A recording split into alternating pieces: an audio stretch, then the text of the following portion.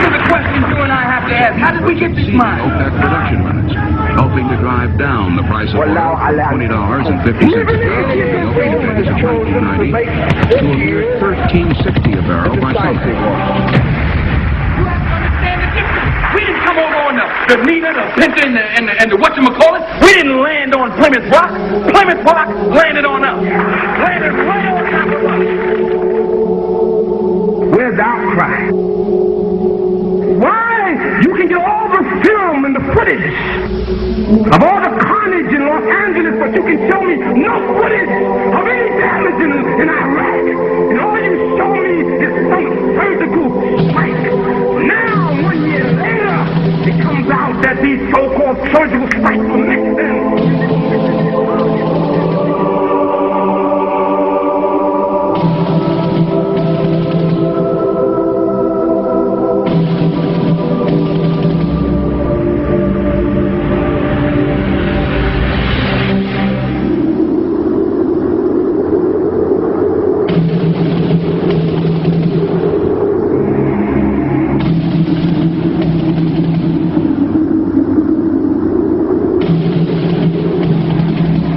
August 2nd, 1990. Saddam Hussein's forces crashed through the defences of oil-rich Kuwait in fear of an Iraqi invasion into Saudi Arabia. The United States and her coalition allies poured into the Arabian Peninsula to form a deterrent that would be known as Desert Shield. The result was a series of diplomatic talks, negotiations and counter-negotiations that rapidly declined into a no-hope situation. On August the 17th, 1991, Desert Shield became Desert Storm. Center of this city. Just one comment. Clearly I've never been there, but it feels like we're in the center of hell. There continue to be these flashes of light often. Whoa! Holy cow! The conflict was witnessed by millions through the eye of CNN and the BBC, showing propaganda of the systematic eradication of Saddam's forces by a coalition far superior in technological, political and economic power. However, what was little known was that from the outset the war was engineered, controlled and manipulated by an elite group. A group which had created the illusion of a man with power, at the head of a million-strong army, on the verge of going nuclear. A man who had gained control over 1/5 of the world's oil overnight. However, in reality, he was merely a pawn, in amongst many pawns. Just a puppet in a grand master plan, with the Gulf War as a well-orchestrated stepping stone. The orchestrators of the war were by no means strangers to controlling major world events. In fact, they have done so for centuries. From the shadows, they have engineered every major war, revolution and recession. They control everything you read, everything you hear, and everything you see. They have managed to indoctrinate an entire populace to their way of thinking, and have infiltrated key positions in places of authority. And it is from the shadows that they have created a new political order, a new economic order, and more sinister, a new religious order. Their ultimate aim is total global domination, and they will stop at nothing to reach their goal. The goal that was outlined in a speech given by former President of the United States, George Bush. What is at stake is more than one small country. It is a big idea, a new world order.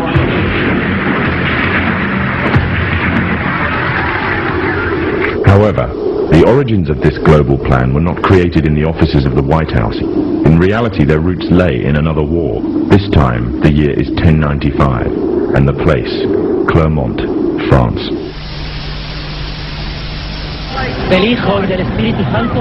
11th century Europe was ruled by the Church, which held a firm grip on the hearts and minds of the people. This power enabled Pope Urban II to wage war on the Muslim Caliphate and crusade in what he called a War of the Cross, to recapture the land of Jerusalem. It had been under Muslim rule since the year 637, but in 1099 this rule was brought to a bloody and sudden end. In the name of the cross, women were raped and murdered, children were put to the sword, and it is said that blood ran in the streets knee-high to the horses. Out of this land of bloodshed and terror, a group of men arose. Men that would stop at nothing to get what they wanted, no matter what the cost. 20 years after Jerusalem was taken, the Dome of the Rock was seized by a group of warrior monks calling themselves the Knights of the Temple of Solomon, or more simply, the Knights Templars. In Jerusalem, the Templars began to deviate further and further away from the practices of Christianity. They learnt the secret arts of the Kabbalah, an ancient form of Jewish magic, along with its dark rites and rituals. The Jews had learnt the arts from the pagans of ancient Egypt during the times of enslavement to the Pharaoh, and developed them into Babylon at the time of Nebuchadnezzar.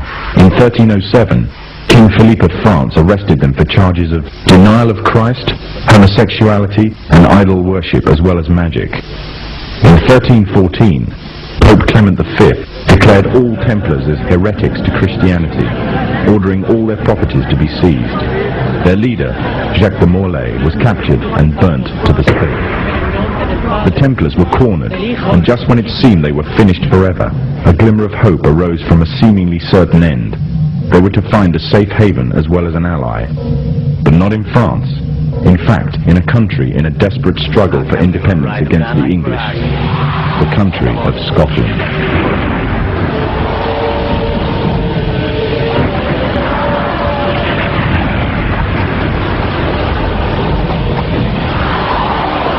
For some, Scotland's hope of independence had died with the death of William Wallace.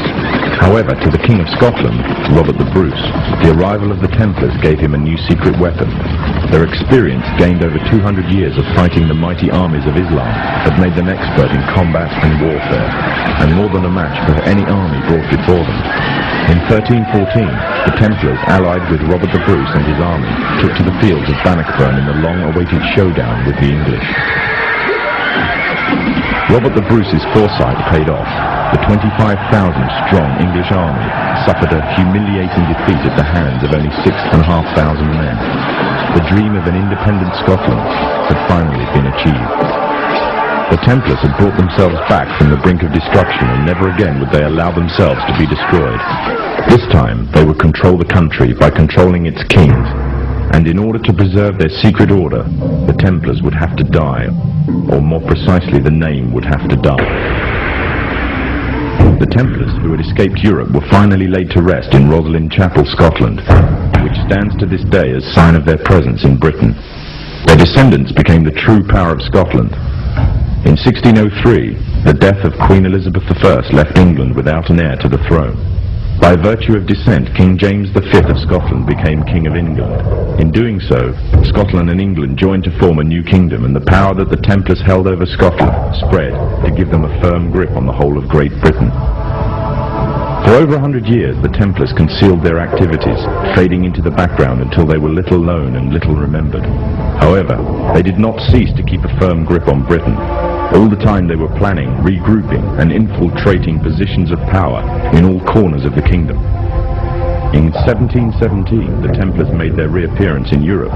They had grown in both number and strength, and were now ready to coin a new identity, free from their reputation of the past, and given credibility by none other than the monarchy and aristocracy of England. And the name they chose for themselves was a name that will be known by many, but understood by a few.